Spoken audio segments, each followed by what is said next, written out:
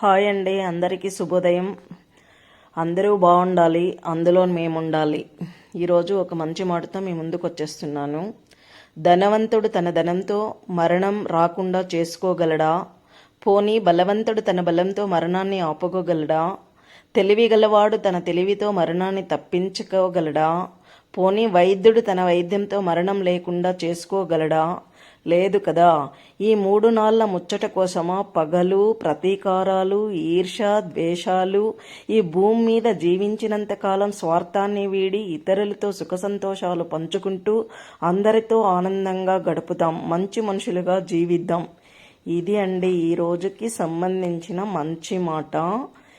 ఏమున్నా మన చేతిలో, ధనమున్నా, బలమున్నా, బలగమున్నా, తెలివితేటలున్నా, వైద్య శాస్త్రమే మన చేతిలో ఉన్న గెలవలేనిదే మరణం.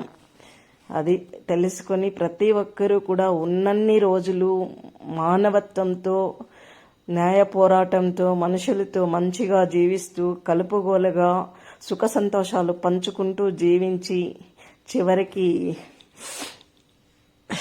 వెల్కమ్ చెప్పేద్దాం.